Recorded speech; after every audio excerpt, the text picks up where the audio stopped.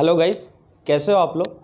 हमने पिछली बार बात करी थी कि रसारोहण कैसे होता है, यानी पौधों में जल का जो अवशोषण होता है उसके बाद जल अवशोषित करने के बाद ये इतने लंबे लंबे वृक्षों तक कैसे जल चढ़ता है उसके बारे में हम लोगों ने बात करी थी। जिन्होंने वो वाला वीडियो नहीं देखा हो वो मेरे यूट्यूब चैनल पर जाकर देख सकते हैं। आज बात करते हैं चैप्टर नंबर 7 जिसका नाम है वाष्पोत्सर्जन।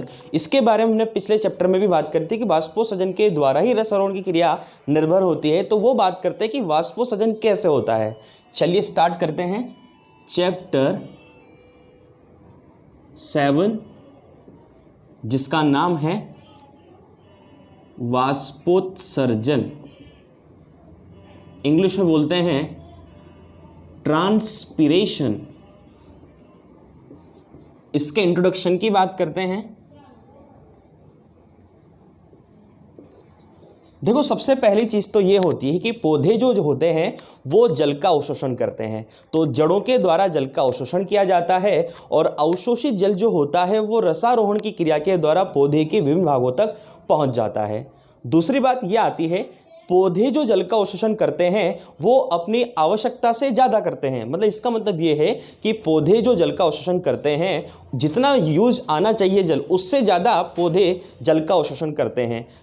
एक चीज़ और होती है, पौधे की जो उपापचय क्रियाएं होती हैं वो जल पर निर्भर होती है। तो इस अवशोषित जल का बहुत कम मात्रा, थोड़ी सी मात्रा ही जल के यानी थोड़ी सी मात्रा का ही उपयोग किया जाता है। यानी अवशोषित जल की थोड़ी सी मात्रा का ही उपयोग पौधे अपनी उपापचय क्रियाओं में करते हैं। बाकी जो जल होता है वो पौधे के वायवीय भागों के द्वारा वाष्प बनकर उड़ जाता है। ठीक है।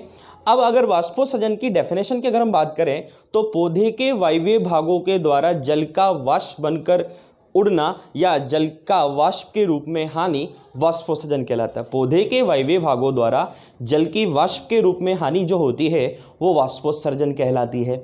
अब वाष्पोत्सर्जन के बारे में पढ़ने से पहले एक चीज़ आप लोगों को ध्यान रखनी है कि भाई वाष्पोत्सर्जन जो होगा वो कौन कौन से अंगों के द्वारा होगा।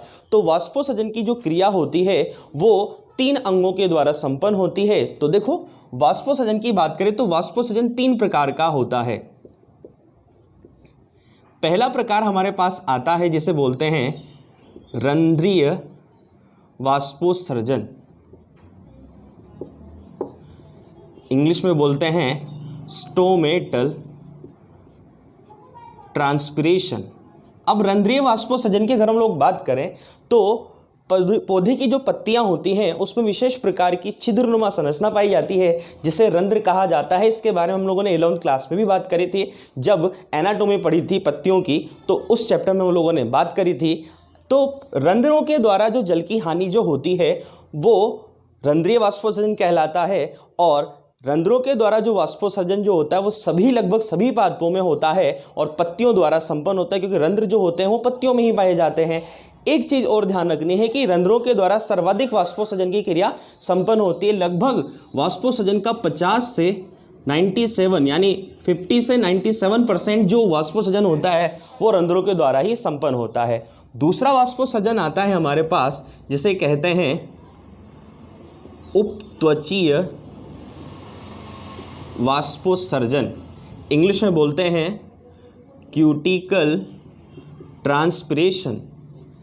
अब देखो, जो मरुद्भिद आवास में पाए जाने वाले पौधे होते हैं, ड्राई स्टेट में पाए जाने वाले जो पौधे होते हैं जो बहुत ज़्यादा तापमान वाले आवास में उगते हैं, उन पादपों में होता क्या है कि पत्तियों पर विशेष प्रकार की मोमीय त्वचा पाई जाती है जिसे क्यूटिकल कहा जाता है। और ये उपत्वचा या क्यूटिकल जो होती है उसमें विशेष प्रकार के छिद्र पाए जाते हैं। ठीक है। और ये जो छिद्र होते हैं ये कैसे बनते हैं कि जो त्वचा होती है यानी जो उपत्वचा होती है उस उपत्वचा फट जाती है और उस फटे हुए भाग से वाष्प बनकर यानी जो जल होता है वो वाष्प बनकर उड़ना स्टार्ट करता है। तो जो क्यूटिकल जो होती है वो जल के लिए अपारगम्य होती है। तो फिर जब जल के लिए अपारगम्य है तो फिर क्या होता है कि जो क्यूटिकल जब पत्ती बड़ी होती है तो क्यूटिकल कुछ कुछ स्थानों से फट जाती है और उस फटे हुए स्थानों से जल जो होता है वाष्प के रूप में बाहर निकलना स्टार्ट हो जाता है।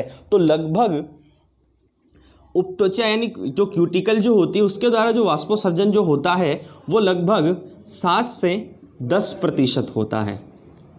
ठीक है। एक चीज और ध्यान रखनी है आप लोगों को। तीसरा हमारे पास आता है वाष्पोत्सर्जन जिसे बोलते हैं वात रंध्रीय वाष्पोत्सर्जन, जिसे इंग्लिश में बोलते हैं लेंटिक्यूलर ट्रांसपिरेशन। अब लेंटिक्यूलर ट्रांसपिरेशन क्या होगा? जो काष्ठीय पादप होते हैं, काष्ठीय पादप का मतलब ये होता है बड़े बड़े जो वृक्ष होते हैं जिनमें लकड़ियां होती हैं, तो काष्ठीय पादपों को जो तने होते हैं या जो फल होते हैं उनमें विशेष प्रकार की छिद्रनुमा संरचना पाई जाती है जिसे लेंटिकल या वातरंध्र कहते हैं। और ये लेंटिकल या जो वातरंध्र जो होते हैं उनके द्वारा जल की हानि होती है जिसे वातरंध्रीय वाष्पोत्सर्जन कहा जाता है। अब एक चीज़ आप लोगों को मैंने पहले बता दी कि सबसे ज़्यादा सर्वाधिक जो वाष्पोत्सर्जन होता है वो रंध्रों के द्वारा संपन्न होता है। तो इसी के बारे में बात करने से पहले एक चीज़ के बारे में और बात कर लेते हैं कि रंध्र जो होते हैं वो पौधे की पत्तियों पर पाए जाते हैं। तो पौधे की पत्ती की अगर संरचना देखें तो ये अपर क्यूटिकल और ये लोअर क्यूटिकल यानी अपर उपत्वचा यानी ऊपरी उपत्वचा और निचली उपत्वचा, इसके जस्ट नीचे जो होती है उसे कहा जाता है ऊपरी अधिचर्म और इसे कहा जाता है निचली अधिचर्म। ऊपरी अधिचर्म और निचली अधिचर्म। तो इनके बीच बीच में विशेष प्रकार की छिद्रनुमा जो संरचनाएं होती हैं वो पाई जाती हैं जिन्हें रंध्र या स्टोमेटा कहते हैं। अब पत्ती की ऊपरी अधिचर्म और निचली अधिचर्म के बीच में ठीक सेंटर में संवन ऊतक पाया जाता है, ऊपर जाइलम और नीचे फ्लोएम, और बीच बीच में मेसोफिल टिश्यू पाया जाता है जिसे हिंदी में पर्ण मध्योतक कहा जाता है। एक बीजपत्री पादपों में तो जो मेसोफिल टिश्यू होता है वो पेलिसेड टिश्यू और स्पॉन्जी टिश्यू में विभक्त नहीं होता है, लेकिन द्विबीजपत्री जो पादप होते हैं उनमें स्तंभ यानी जो स्पंजी ऊतक होते हैं और खंभ ऊतक होते हैं उसमें मेसोफिल टिश्यू डिवाइड होता है। तो ये आप लोगों को ध्यान रखना है कि जो पर्ण मध्योतक जो होता है वो द्विबीजपत्री पादपों में दो ऊतकों में डिवाइड होता है जिसे कहा जाता है स्पंजी ऊतक और खंभ ऊतक।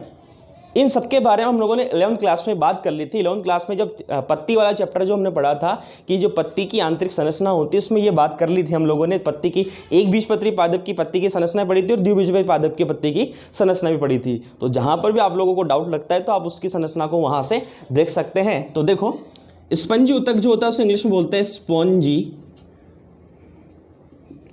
टिश्यू, और खंभ ऊतक जो होता है उसे बोलते हैं पेलिसेड टिश्यू, ठीक है, और इसे बोलते हैं मेसोफिल टिश्यू, ठीक है। तो ये संवन ऊतक वाला भाग होता है जिसके चारों तरफ बंडल शीत का आवरण पाया जाता है, और यहाँ पर ये खंभ ऊतक और ये स्पॉन्जी ऊतक जो द्विबीजपत्री पादपों की संरचना होती है। तो हम लोग बात करें कि भाई रंध्र जो होते हैं यानी रंध्रीय वाष्पोत्सर्जन जो होता है वो कैसे संपन्न होता है। अब यहाँ पर एक चीज़ और हमारे पास आती है, भाई जो रंध्र जो होते हैं वो रंध्रों की स्थिति के आधार पर पत्तियां भी 3 प्रकार की होती है, उनके बारे में बात कर लेते हैं कि रंध्रों की स्थिति के आधार पर पत्तियां जो होती हैं वो 3 प्रकार की होती है। सबसे पहली प्रकार की जो पत्ती होती है उसे कहते हैं अधो रंध्रीय पर्ण। इंग्लिश में अगर बात करें तो हाइपोस्टोमेटल लीफ। अब अधोरंध्रीय पर्ण का मतलब जो होता है वो क्या होता है, यानी ऐसी पर्ण जिसमें रंध्र जो होंगे, अधो शब्द का मतलब होता है रंध्र केवल नीचे ही पाए जाएं, ऊपर नहीं पाए जाएं। तो देखो, यानी पत्ती की केवल निचली अधिचर्म पर ही रंध्र पाए जाएंगे, ऊपरी अधिचर्म पर रंध्र नहीं पाए जाएंगे, उसे कहा जाएगा अधोरंध्रीय पर्ण। और इसका एग्जाम्पल है सेब, शहतूत और अधिकांश जो द्विबीजपत्री जो पादप होते हैं उन सब में अधोरंध्रीय पर्ण पाई जाती है। अब इस अधोरंध्रीय पर्ण को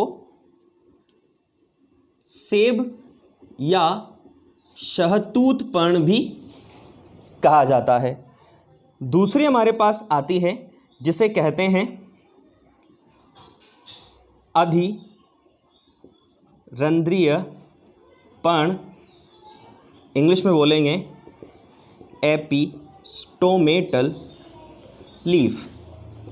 अब देखो इसमें क्या होगा, अधोरंध्री का मतलब होता है पत्ती की निचली सतह पर ही रंध्र पाए जाएं। अधिरंध्री का मतलब होगा केवल पत्ती की ऊपरी सतह पर ही रंध्र पाए जाएं, निचली सतह पर रंध्र नहीं पाए जाएं। तो अधिकांश जो प्लावी पौधे होते हैं यानी जलीय पादप, जो जल में तैरने वाले जो पादप होते हैं, उन तैरने वाले पादपों में अधिरंध्रीय पर्ण पाई जाती, केवल ऊपरी सतह पर रंध्र पाए जाएंगे, निचली सतह पर रंध्र नहीं पाए जाते। और इस पर्ण को कुमुदनी या फिर वाटर लिली पर्ण भी कहते हैं। तो अगर एग्जाम्पल की बात करें तो अधिकांश जलीय जो पौधे होते हैं जैसे वाटर लिली पौधा हुआ, कुमुदनी हुआ, उन सब पादपों में इस प्रकार की पर्ण पाई जाती है। आगे बात करते हैं तीसरी पर्ण की, और तीसरी पर्ण हमारे पास आती है जिसे बोलते हैं उभय रंध्रीय पर्ण, इंग्लिश में बोलते हैं एम्फिस्टोमेटिक लीफ। अब ये उभयरंध्रीय पर्ण का मतलब होता है कि पत्ती की दोनों सतह पर रंध्र पाए जाएं। तो पत्ती की दोनों सतह पर जो रंध्र पाए जाते हैं उसे कहा जाता है उभयरंध्रीय पर्ण। और ये जो पर्ण होती है ये पाई जाती का हुआ, उसके बाद जई हुआ, और जितनी भी घासें होती है उन सब में इस प्रकार की पर्ण पाई जाती है, तो इसे जय प्रकार की पर्ण भी कहा जाता है।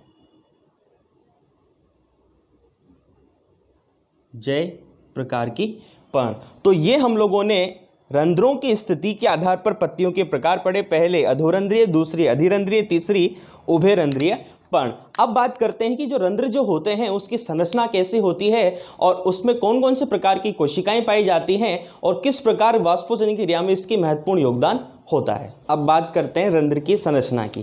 तो देखो रंध्र की संरचना, स्ट्रक्चर ऑफ स्टोमेटा।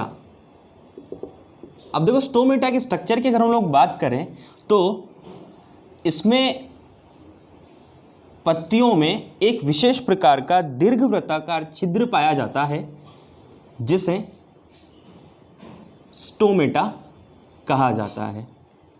और ये जो स्टोमेटा जो होता है, इस स्टोमेटा में दो प्रकार की कोशिकाएं जो होती हैं वो पाई जाती हैं। तो देखो ये जो दीर्घवृत्ताकार छिद्र होता है इसको घेरे हुए विशेष प्रकार की एक कोशिका पाई जाती है जिसे कहा जाता है द्वार कोशिका या गार्ड सेल। और इन दोनों द्वार कोशिकाएं जो होती हैं उनको चारों तरफ से घेरे रखने वाली जो कोशिकाएं होती हैं उसे कहा जाता है सहायक कोशिका या हेल्पर सेल या एसोसिएटेड सेल, ये वाली सेल्स। तो देखो ये तो होता है रंध्र जिसे स्टोमेटा कहते हैं। इसको चारों तरफ से घिरने वाली जो कोशिका होती है उस कोशिका को कहते हैं द्वार कोशिका या फिर गार्ड सेल। ठीक है। अब ये जो द्वार कोशिका जो होती है उस द्वार कोशिका में एक केंद्रक पाया जाता है और केंद्रक के साथ साथ बहुत सारे हरित लवक पाए जाते हैं। ठीक है। ये जो द्वार कोशिका जो होती है उसकी आकृति की बात करें तो द्विबीजपत्री पादपों में तो ये सेम का जो बीज होता है उस शेप में होती है, लेकिन एक बीजपत्री पादप जो होते हैं उसमें डंबलाकार होती है। द्वार कोशिका की जो बाह्यतम जो भित्ति होती है, यानी जो द्वार कोशिका होती है वो दो भित्तियों से बनी होती है। तो बाह्यतम जो भित्ति होती है वो प्रत्यास्थ होती है और पतली होती है, और भीतरी जो भित्ति होती है, आंतरिक जो भित्ति होती है वो दृढ़ होती है और मोटी होती है। ठीक है। आगे हम लोग अगर बात करें स्टोमेटल इंडेक्स की, अगर हम लोग बात करें तो स्टोमेटल इंडेक्स होता है S/E+S। S का मतलब होता है रंध्रों की संख्या और E का मतलब होता है एपिडर्मल जो सेल होती है उनकी संख्या, और इन दोनों का अनुपात जो होता है वही कहलाता है स्टोमेटल इंडेक्स कहलाता है। आगे बात करें, ये जो रंध्र होता है, इस रंध्र की अगर हम व्यास की बात करें तो 3 से 12 माइक्रोन इसका व्यास होता है और आकृति जो होती है वो दीर्घवृत्ताकार होती है, यानी रंध्र की जो आकृति होगी वो दीर्घवृत्ताकार होगी। आगे हम लोग अगर बात करें तो द्वार कोशिकाओं को चारों ओर से घेरने वाली जो कोशिकाएं होती हैं उन्हें कहा जाता है सहायक कोशिका। अब एक चीज और ध्यान रखनी है आप लोगों को, ये बहुत ज़्यादा डाउटफुल चीज़ है। आप लोग ध्यान रखें, हमेशा जब भी यानी जब पत्तियों में जो जल आता है तो पत्तियों में जब जल आएगा रसारोहण की क्रिया के द्वारा ही पहुंचेगा। पहले तो जो जड़ें होंगी वो जल का अवशोषण मृदा से करेंगी, तने की सहायता से रसारोहण के फलस्वरूप पत्तियों तक जल पहुंच जाएगा और पत्तियों में सबसे पहले सहायक कोशिका में जल जाएगा। सहायक कोशिका से कहाँ जाएगा? द्वार कोशिका में, वही अधिक सांद्रता से कम सांद्रता की ओर जल प्रवेश करता है। तो ये द्वार कोशिकाएं फूल जाती हैं। तो द्वार कोशिकाएं अंतःपरासन की क्रिया के द्वारा फूल जाती हैं और फूलने से, द्वार कोशिकाओं के फूलने से ही रंध्र जो होते हैं वो खुलते हैं। तो ध्यान रखना कि द्वार कोशिकाओं के स्फीत होने से या फूलने से ही रंध्र खुलते हैं और द्वार कोशिकाओं से जल जब वाष्प बनकर निकल जाता है, यानी द्वार कोशिकाओं से जब जल निकल जाता है तो रंध्र बंद हो जाते हैं। तो दिन के समय रंध्र खुलते हैं और रात्रि के समय रंध्र बंद होते हैं अधिकांश पादपों में। ठीक है, अब ये तो हम लोगों ने बात करी कि जो रंध्र की संरचना होती है वो कैसी होती है, रंध्र के बारे में बात करी। अब बात करते हैं कि जो वाष्पोत्सर्जन की जो क्रियाविधि जो होती है, यानी पादपों में वाष्पोत्सर्जन की जो क्रिया होती है वो कैसे संपन्न होती है उसके बारे में बात करते हैं। चलिए अब बात करते हैं रंध्रों के खुलने और बंद होने की क्रियाविधि की। रंध्रों के खुलने व बंद होने की क्रिया विधि।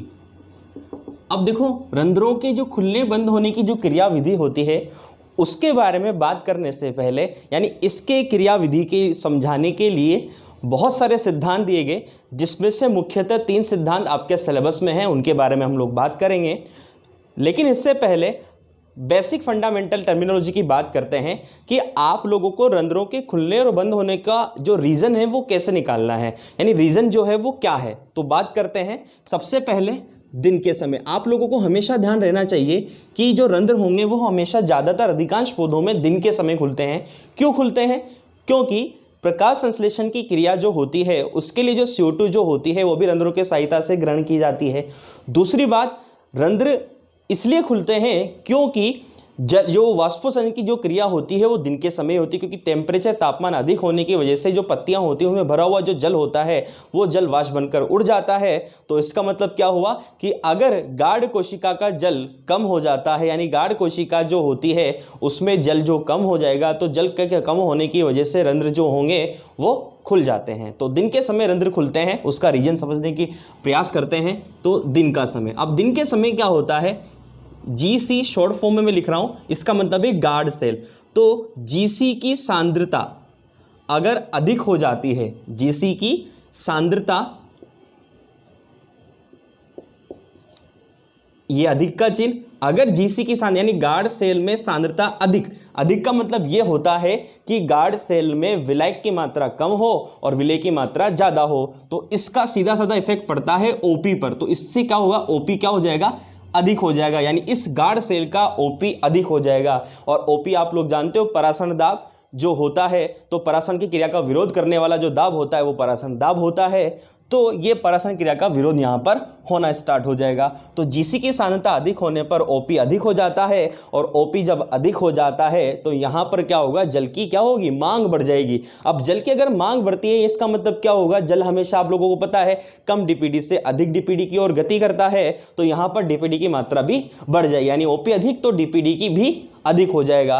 और फिर होगा क्या, OP अधिक होने की वजह से क्या होगा, अंतः परासरण, और अंतः परासरण की अगर क्रिया होती है तो सहायक कोशिका से जो जल होता है वो गार्ड सेल में प्रवेश करेगा। और गार्ड सेल में अगर जल प्रवेश करता है, गार्ड सेल में जल प्रवेश करेगा तो जो गार्ड सेल होगी वो क्या हो जाएगी, स्फीत मतलब होता है फूल जाएगी, फूलना, फूल जाती है। और GC यानी गार्ड सेल का स्फीत होने की वजह से रंध्र जो होंगे वो क्या हो जाते हैं, खुल जाते हैं। ये तो हो गई दिन के समय। तो दिन के समय रंध्र कैसे खुलते हैं उसका रीजन हमें समझ में आया। अब रात्रि के समय यही प्रक्रिया उल्टी हो जाएगी। रात्रि के समय तो रात्रि के समय क्या होगा, जीसी की जो सांद्रता होगी वो क्या हो जाएगी, कम। इसका रीजन भी समझने का प्रयास करेंगे। 3 सिद्धांत उसी पर बेसिस है। अभी आपको नॉर्मल फंडामेंटल समझना है कि रंध्र कैसे खुलते हैं और कैसे बंद होते हैं, यानी ये चीज आपके कॉमन है, तीनों सिद्धांतों में ये चीज आपको मिलेगी। तो जीसी की सांद्रता कम हो गई तो सीधा साधा इफेक्ट किस पे पड़ेगा, ओपी कम हो जाएगा। ओपी कम होगा तो बाह्य परासरण की क्रिया होगी, और बाह्य परासरण होगा तो जीसी जो होगा वो क्या हो जाएगा, शलत। शलत का मतलब होता है सिकुड़ना, यानी जो गाढ़ सेल होगी वो क्या हो जाएगी, सिकुड़ जाती है, और सिकुड़ने से रंध्र जो होंगे वो क्या हो जाएंगे, बंद। तो ये थी बात नॉर्मल कि रंध्र खुलते क्यों हैं और बंद क्यों होते हैं, उसके बारे में सामान्य बात। अब बात करते हैं अलग अलग सिद्धांतों की, जिसमें सबसे पहला सिद्धांत पढ़ेंगे स्टार्च शर्करा सिद्धांत। तो स्टार्च शर्करा सिद्धांत के बारे में बात करते हैं, जिसे दिया था जेसी सायरे ने। चलिए बात करते हैं स्टार्च शर्करा सिद्धांत की। तो ये है पहला सिद्धांत, स्टार्च शर्करा सिद्धांत, जिसके प्रतिपादक हैं जेडी सायरे। अब जेडी जो सायरे थे, इसको समझने से पहले मैं आपको एक नॉर्मल टेक्निक बताता हूं, जिससे आपको ये पूरा का पूरा सिद्धांत समझ में आ जाएगा और थ्योरी की कोई आवश्यकता ही नहीं रहेगी। तो देखो, पहली चीज तो ये होता है, आप लोग जब भी श्वसन क्रिया, हम श्वसन वाला चैप्टर पढ़ेंगे तो आप लोगों को ध्यान होगा कि जो श्वसन क्रिया जो होती है उसमें होता क्या है कि जो कार्बोहाइड्रेट जो होता है वो ऑक्सीजन की उपस्थिति में टूटता है। तो कार्बोहाइड्रेट के बड़े बड़े जो अणु जो होते हैं वो छोटे छोटे अणुओं में टूट जाते हैं। तो नॉर्मली होता क्या है, जैसे ये ये है स्टार्च। स्टार्च के बारे में हम लोगों ने 11वीं क्लास में बात करी थी। स्टार्च जो होता है एक प्रकार का पॉलीसेकेराइड होता है, सबसे बड़ा अणु होता है, और ये स्टार्च जो होता है वो प्रकाश संश्लेषण की क्रिया के द्वारा ग्लूकोज में चेंज हो जाता है। तो ये है ग्लूकोज, जिसे हम बोलते हैं शर्करा, और यही है स्टार्च शर्करा सिद्धांत। अब देखो, जब गाढ़ सेल में स्टार्च रहता है तब गाढ़ सेल की जो सांद्रता जो होती है वो कम रहती है। अब गाढ़ सेल में जब ग्लूकोज बन जाता है तो इसकी सांद्रता जो होती है वो क्या हो जाती है, बढ़ जाती है, क्योंकि शर्करा की मात्रा बढ़ने पर उसकी सांद्रता भी बढ़ जाती है गाढ़ सेल के लिए। और आप लोगों को पता है, गाढ़ सेल की सांद्रता ज़्यादा होगी तो रंध्र खुलेंगे, और गाढ़ सेल की सांद्रता कम होगी तो रंध्र बंद होंगे। वो कॉन्सेप्ट आप लोगों को समझ में आ गया होगा। अब एक चीज़ और आप लोगों को ध्यान रखनी है कि जो हमारे पास, जैसे बात करते हैं CO2 जो होती, यानी CO2 जो होती है वो व्युत्क्रमानुपाती होती है pH के। यानी आप लोगों को हमेशा ध्यान रखना है कि अगर CO2 की सांद्रता अधिक होगी तो उसकी pH क्या हो जाएगी, अपने आप कम हो जाएगी। तो pH जो होती है वो CO2 के व्युत्क्रमानुपाती होती है, और pH का मतलब आप लोग जानते हो, ऋणात्मक लघुगणक जो होता है उसे pH कहा जाता है। तो ये बात आप लोगों को जरूर ध्यान रखनी है। अब बात करते हैं स्टार्च शर्करा सिद्धांत की। तो सबसे पहले हम दिन के समय की बात करते हैं, ये डे टाइम। तो दिन का जो समय होता है उस समय होता क्या है कि आप लोग ध्यान रखना कि दिन के समय क्या होती है, प्रकाश संश्लेषण की क्रिया। प्रकाश की उपस्थिति में होने वाली क्रिया क्या कहलाती है, प्रकाश संश्लेषण। और आप लोगों को पता है, जब प्रकाश संश्लेषण की हम रिएक्शन देखते हैं तो प्रकाश संश्लेषण में होता क्या है, 6CO2 प्लस 12 H2O, और ये बनाते हैं C6H12 और 6O2 प्लस 6H2O। तो ये जो होती है, ये क्रिया जो होती है वो प्रकाश की उपस्थिति में संपन्न होती है। ठीक है, तो ये डेफिनेशन है, यानी प्रकाश संश्लेषण की डेफिनेशन भी यही है और प्रकाश संश्लेषण की जो रिएक्शन है वो भी यही है। तो यहाँ क्या हो रहा है, CO2 के अणु जो हो रहे हैं वो जल से क्रिया करके ग्लूकोज का निर्माण कर रहे हैं, यानी क्या बना रहे हैं, शर्करा बना रहे हैं। यानी इसका मतलब क्या है कि जो स्टार्च होगा वो किस में चेंज होगा, शर्करा या ग्लूकोज में, दिन के समय। तो देखो, दिन के समय क्या होगा कि ये जो स्टार्च जो होगा वो क्या करेगा, फोटोसिंथेसिस। पीएस का मतलब फोटोसिंथेसिस, यानी प्रकाश संश्लेषण। और प्रकाश संश्लेषण के समय होता क्या है, CO2 की मात्रा क्या हो जाती है, कम, क्योंकि CO2 किस में चेंज हो रही है, ग्लूकोज में। आप लोगों को समझ में आ गया होगा। तो ये CO2 की मात्रा यहाँ पर कम हो जाती है, और उसके बाद अगर CO2 यहाँ पर कम होती है तो pH क्या हो जाएगी, बढ़ जाएगी।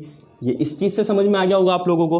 तो दिन के समय स्टार्च प्रकाश संश्लेषण की क्रिया करता है और उस समय CO2 कम हो जाते हैं और pH का मान बढ़ जाता है और स्टार्च किस में चेंज हो जाएगा, ग्लूकोज में, जिसे बोलेंगे शर्करा।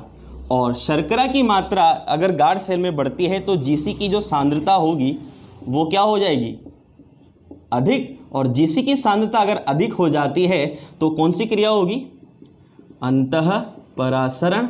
और जब अंतःपरासरण होगा तो जो जीसी होगी वो स्फीत हो जाएगी और जीसी स्फीत होगी तो रंध्र जो होंगे वो खुल जाते हैं। रात्रि के समय की बात कर लेते हैं। रात्रि के समय इसका उल्टा हो जाएगा, ग्लूकोज जो होगा वो वापस कन्वर्ट होगा और कन्वर्ट होगा तो इस समय CO2 की मात्रा क्या होगी, बढ़ जाएगी और pH जो होगी वो कम हो जाएगी और ग्लूकोज किसमें चेंज हो जाएगा, स्टार्च में। स्टार्च में जैसे ही चेंज हुआ तो जीसी की जो सांद्रता होगी वो क्या हो जाएगी, कम। और जीसी की सांद्रता कम होने पर कौन सी क्रिया होगी, बाह्य परासरण। और बाह्य परासरण होने से जीसी जो होगी वो कैसे हो जाएगी, शलत, यानी सिकुड़ जाएगी और शलत होने से रंध्र क्या हो जाएंगे, बंद। ये हो गया हमारा स्टार्च शर्करा सिद्धांत जो जेसी सायरे ने दिया था। इसके बाद अगले सिद्धांत के बारे में बात करते हैं। अब बात करते हैं दूसरे सिद्धांत की, और दूसरा सिद्धांत हमारा है स्टीवार्ड परिकल्पना। और स्टीवार्ड परिकल्पना जो थी वो स्टीवार्ड ने दी थी। इन्होंने कुछ नहीं किया, जो सायरे का जो प्रयोग था उसको आगे बढ़ाया और सायरे का प्रयोग में ये बोला गया था कि जो शर्करा जो होती है उसका निर्माण स्टार्च से होता है। बस इसने उसका क्लेरिफिकेशन कर दिया कि pH की उपस्थिति में जो स्टार्च जो होता है वो जब कन्वर्ट होता है तो पहले ग्लूकोज 6 फास्फेट बनाता है, यानी ग्लूकोज मोनोफास्फेट जो होता है उसका कन्वर्सेशन ग्लूकोज में होता है। तो देखो वही दिन का समय, और दिन के समय होता क्या है कि जो जीसी जो होती है उस जीसी में स्टार्च जो होता है वो रहता है। ये दिन के समय जीसी में जो स्टार्च होता है वो पहले बनाता है ग्लूकोज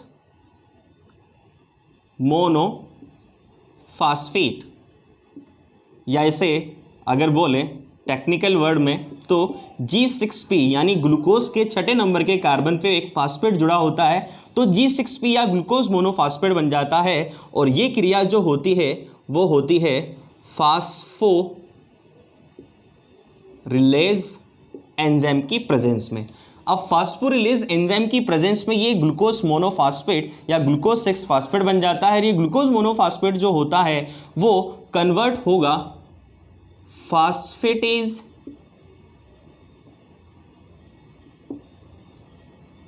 की प्रेजेंस में ग्लूकोज, और ग्लूकोज के साथ साथ क्या निकल जाएगा, फास्फेट। तो फास्फेट अलग हो गया और ग्लूकोज अलग हो गया। फिर वही क्रिया ग्लूकोज अगर गाढ़ सेल में बन जाता है तो गाढ़ सेल की जो सांद्रता होगी वो अधिक हो जाएगी, गाढ़ सेल की सांद्रता अधिक, तो अंतःपरासरण।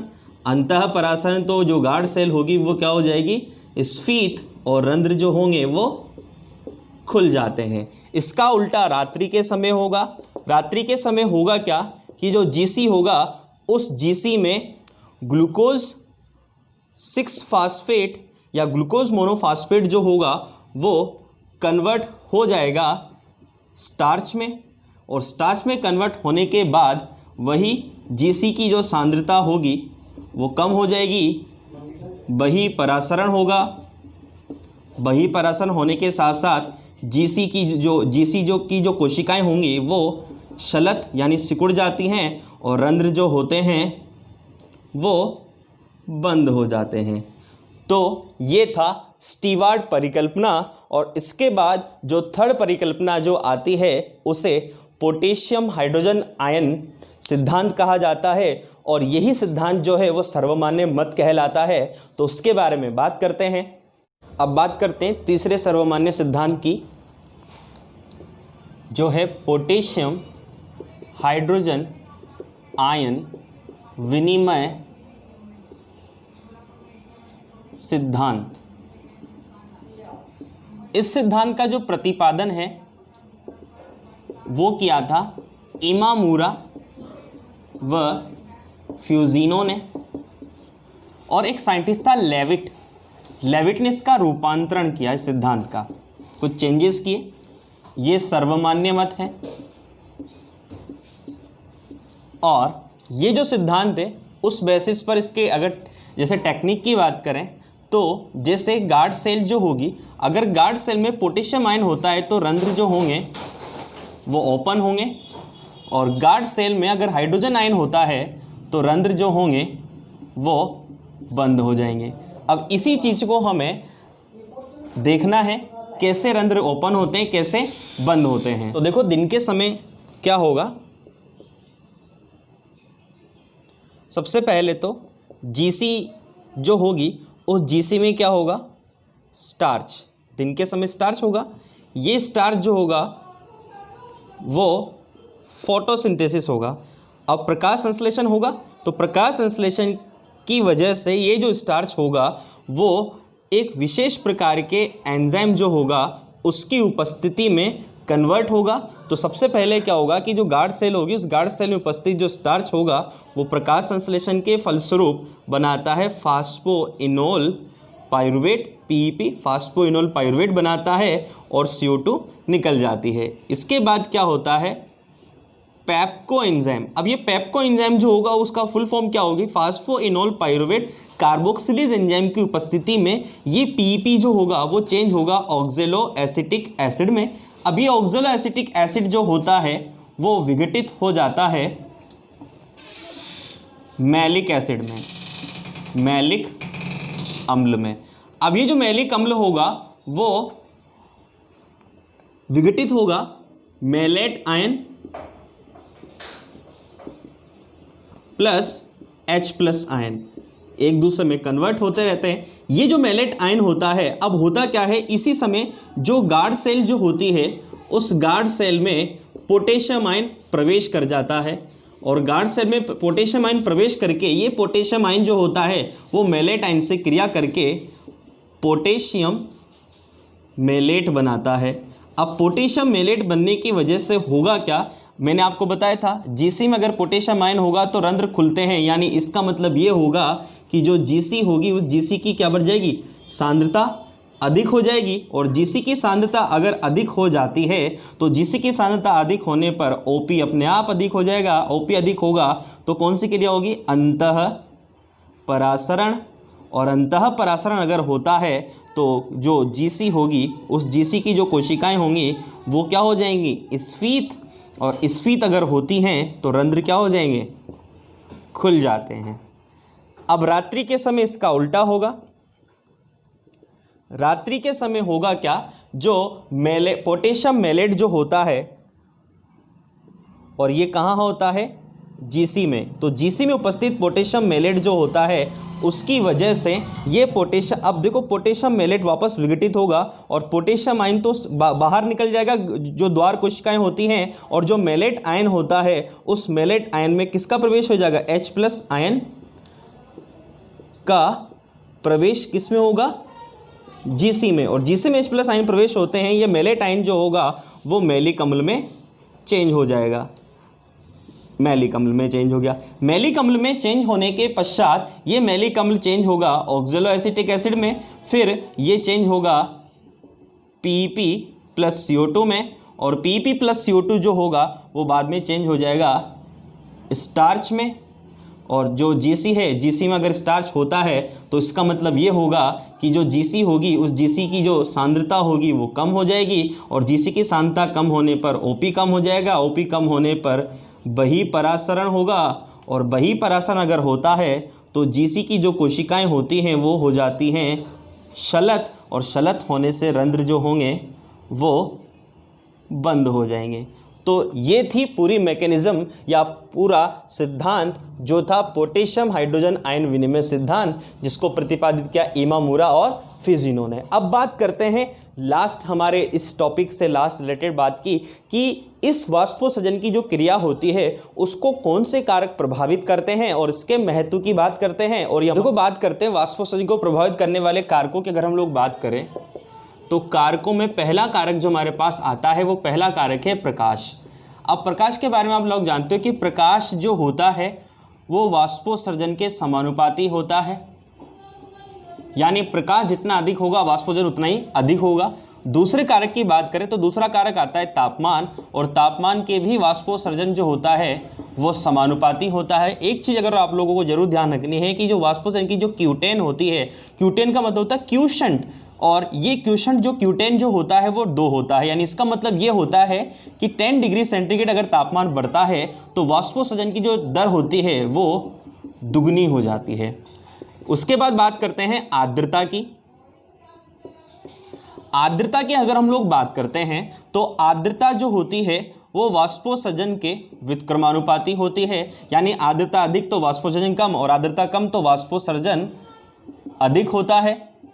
ये बात आप लोगों को ध्यान रखनी। एक चीज़ और ध्यान रखनी है कि जो प्रकाश का स्पेक्ट्रम होता है तो वाष्पोसर्जन नीले प्रकाश में अधिक होता है लाल प्रकाश की अपेक्षा। ठीक है, आर्द्रता अगर 100% होती है तो वाष्पोसर्जन जो होगा वो बिल्कुल 0 होगा। ठीक है, अगला कारक आता है वायु की गति।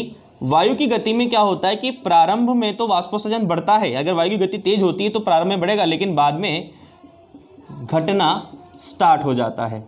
ठीक है, उसके बाद अगला कारक अगर हम लोग बात करें जैविक कारक, जैविक कारकों की बात करें तो पत्ती में मोटी क्यूटिकल का पाया जाना, पत्ती का कांटों में रूपांतरित होना, और धसे हुए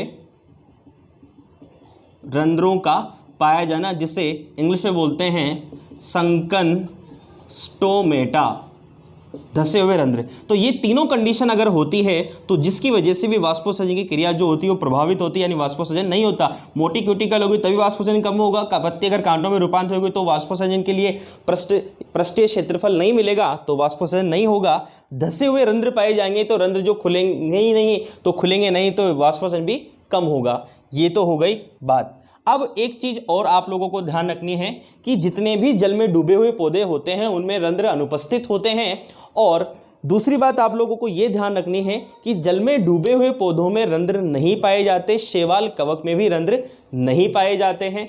आगे आप लोगों को एक चीज और ध्यान रखनी है कि कुछ विशेष प्रकार के ऐसे कारक होते हैं जो वाष्पोसर्जन क्रिया का विरोध करते हैं, तो उन्हें बोलते हैं वाष्पोत्सर्जन रोधी पदार्थ या यौगिक। और वो जो पदार्थ होते हैं जो वाष्पोसर्जन क्रिया का विरोध करते हैं वे पदार्थ हैं जैसे CO2, ये वाष्पोसर्जन क्रिया का विरोध करता है। आप लोगों ने देखा है जब CO2 की मात्रा बढ़ती है तो वाष्पोसर्जन जो होता है वो कम हो जाता है। एस्पिरिन, उसके बाद एब्सिसिक एसिड, उसके बाद फिनाइल मर्क्यूरिक एसिड होता है।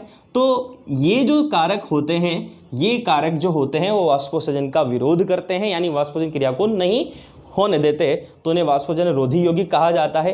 एक चीज़ और आप लोगों को ध्यान रखनी है कि सर्वाधिक जो वाष्पोसर्जन जो होता है वो समोद्भिद पादपों में होता है।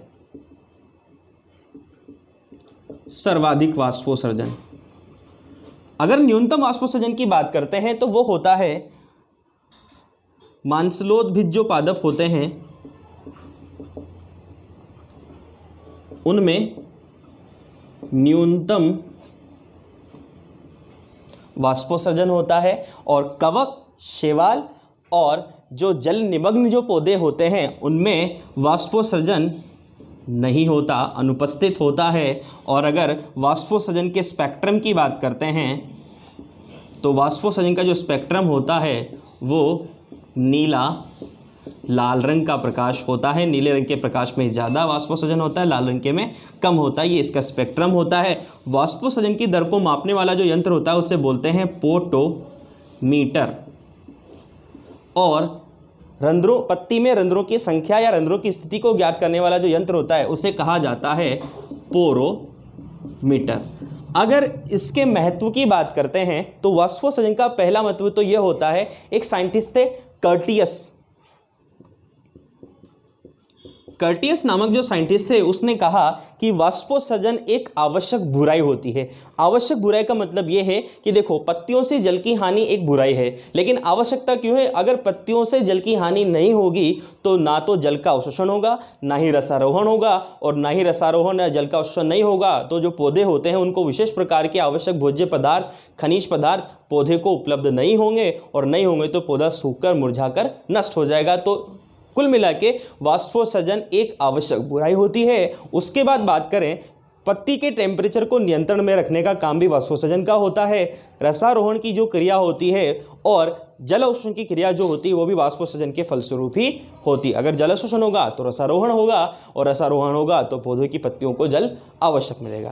तो ये तो हम लोगों ने बात करी वाष्पोत्सर्जन वाले टॉपिक के। अब दो टॉपिक छोटे छोटे और बच रहे हैं, उनके बारे में बात कर लेते हैं, बिंदु स्त्रवण और रस स्त्रवण। अब बात करते हैं बिंदु स्त्रवण की। तो देखो, बिंदु स्त्रवण जो क्रिया होती है उस इंग्लिश में बोलते हैं गटेशन।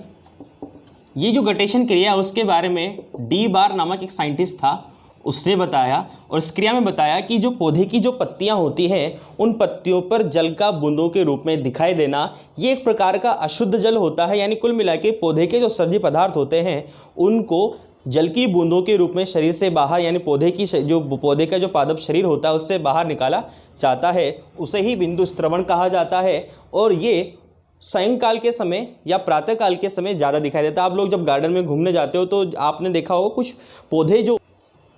अब देखो, बात करते हैं वाष्पोत्सर्जन को प्रभावित करने वाले कारकों की। अगर हम लोग बात करें तो कारकों में पहला कारक जो हमारे पास आता है वो पहला कारक है प्रकाश।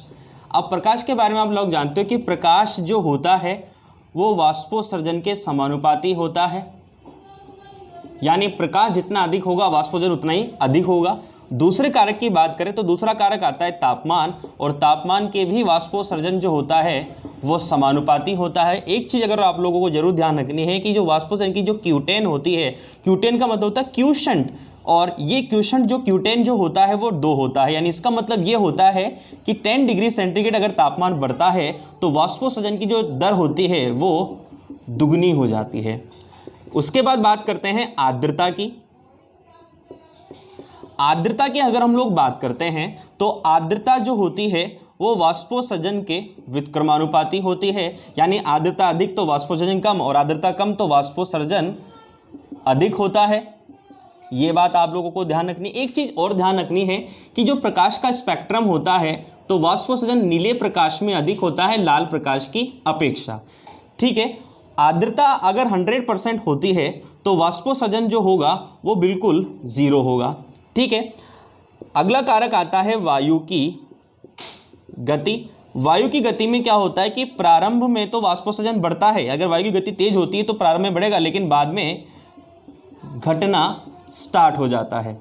ठीक है, उसके बाद अगला कारक अगर हम लोग बात करें तो अगले कारक की बात करें तो वो जो कारक है वो है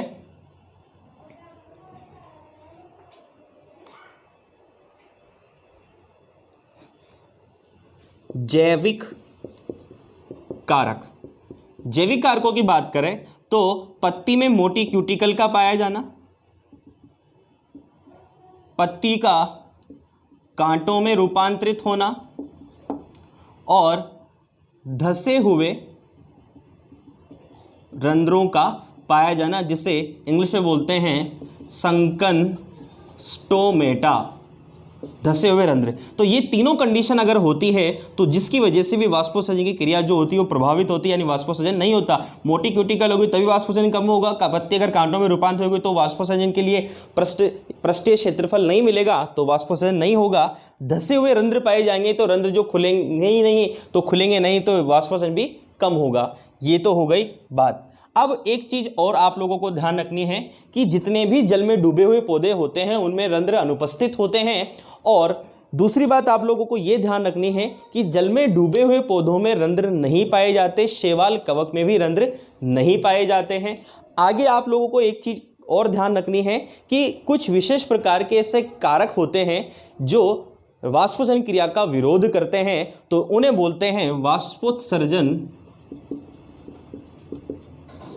रोधी पदार्थ या यौगिक। और वो जो पदार्थ होते हैं जो वाष्पोजन क्रिया का विरोध करते हैं, वे पदार्थ हैं जैसे CO2, ये वाष्पोजन क्रिया का विरोध करता है। आप लोगों ने देखा है जब CO2 की मात्रा बढ़ती है तो वाष्पोसर्जन जो होता है वो कम हो जाता है।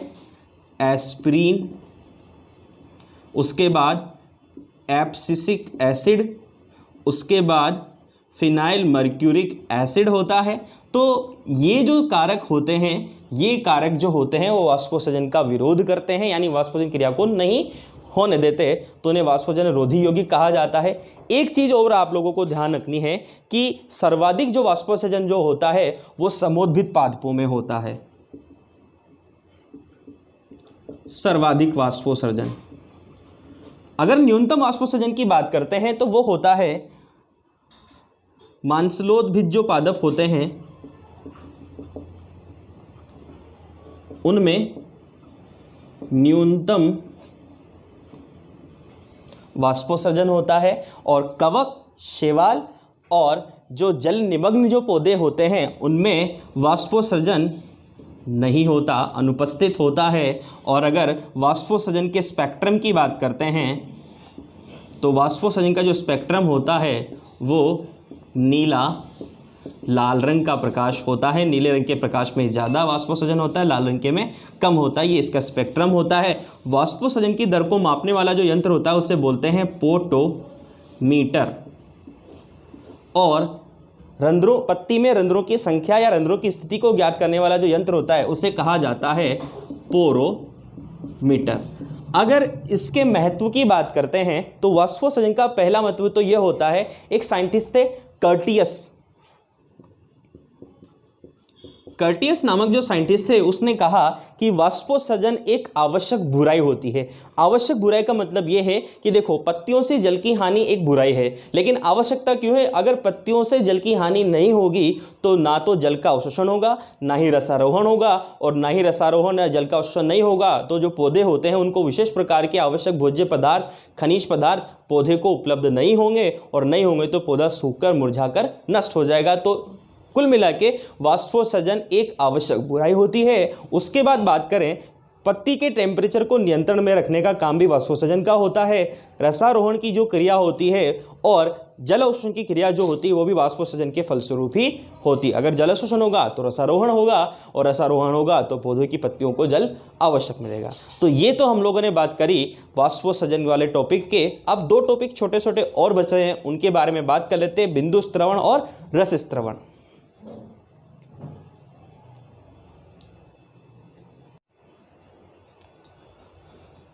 अब बात करते हैं बिंदु स्त्रवण की। तो देखो, बिंदु स्त्रवण जो क्रिया होती है उस इंग्लिश में बोलते हैं गटेशन। ये जो गटेशन क्रिया है उसके बारे में डी बार नामक एक साइंटिस्ट था, उसने बताया, और इस क्रिया में बताया कि जो पौधे की जो पत्तियां होती हैं उन पत्तियों पर जल का बूंदों के रूप में दिखाई देना, ये एक प्रकार का अशुद्ध जल होता है। यानी कुल मिला के पौधे के जो सर्जी पदार्थ होते हैं उनको जल की बूंदों के रूप में शरीर से बाहर, यानी पौधे का जो पादप शरीर होता है उससे बाहर निकाला जाता है, उसे ही बिंदु स्त्रवण कहा जाता है। और ये सायंकाल के समय या प्रातःकाल के समय ज़्यादा दिखाई देता है। आप लोग जब गार्डन में घूमने जाते हो तो आपने देखा होगा कुछ पौधे जो होते हैं जैसे अरबी, टमाटर, नॉस्टर्शियम, कुकुरबिटेसी कुल के पादप जो होते हैं, आलू की पत्तियां, इन पर आपने कुछ देखा होगा बूंदें दिखाई देती है। तो वो जो बूंदें होती हैं वो बिंदु स्त्रवण के फलस्वरूप ही होता है। अब बिंदु स्त्रवण की जो क्रिया होती है वो मूलदाब सिद्धांत पर कार्य करती है, यानी प्रातःकाल के समय और शाम के समय मूलदाब अधिक होने की वजह से ये क्रिया संपन्न होती है। एक चीज़ और आप लोगों को ध्यान रखनी है कि भाई ये जो क्रिया होती है ये कहाँ होती है, तो विशेष प्रकार की पत्तियों में संरचना पाई जाती है। जैसे बात करें यहाँ पर तो रंध्र का जो गुहा होती है उस रंध्र गुहा के नीचे विशेष प्रकार की अंतराकोशिकीय अवकाश युक्त मेसोफिल टिश्यू होता है। यहाँ पर ये अधिचर्म कोशिकाएं होती हैं और जाइलम वाहिकाएं, वाहिनियाँ यहाँ पर होती हैं, और इसी भाग में यहाँ पर पाए जाते हैं जलरंध्र, जिन्हें कहा जाता है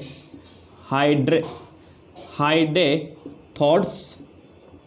और ये हाइडेथोड्स या जलरंध्र जो होते हैं उनके द्वारा ही अशुद्ध जल को बाहर निकाला जाता है, और इस क्रिया को कहा जाता है बिंदु स्त्रवण या गटेशन।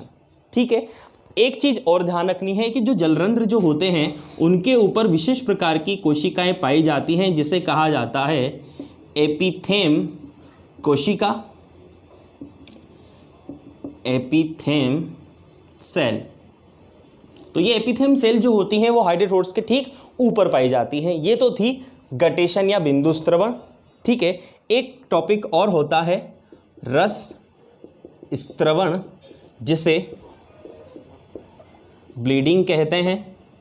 और इसमें होता क्या है कि जो पौधे जो होते हैं उन पौधों के क्षतिग्रस्त भागों से, यानी पौधे के जो कुछ भाग क्षतिग्रस्त हो जाते हैं, उन क्षतिग्रस्त भागों से एक विशेष प्रकार का लसलसा द्रव, गाढ़ा द्रव, दूध जैसा जो द्रव होता है वो बाहर निकलता है और इसे ही बिंदु स्त्रवण क्रिया कहा जाता है। ये भी मूलदाब जो सिद्धांत होता है उस पर कार्य करती है और ये जो क्रिया होती है ये विशेष प्रकार की क्रिया होती है जिसे रस स्त्रवण कहा जाता है। तो जितने भी अधिकांश जो लेटेक्स वाले जो प्लांट होते हैं, जैसे रबर प्लांट में शुगर मैपल जो होता है उसमें टांडी जो पादप होता है जिससे टांडी नामक पेय पदार्थ प्राप्त किया जाता है जो साउथ में ज़्यादातर मिलता है। तो अफीम जो होती है उसमें इस प्रकार की क्रिया संपन्न होती है। तो यहाँ पर हमारा टॉपिक कंप्लीट होता है और आपका चैप्टर कंप्लीट होता है।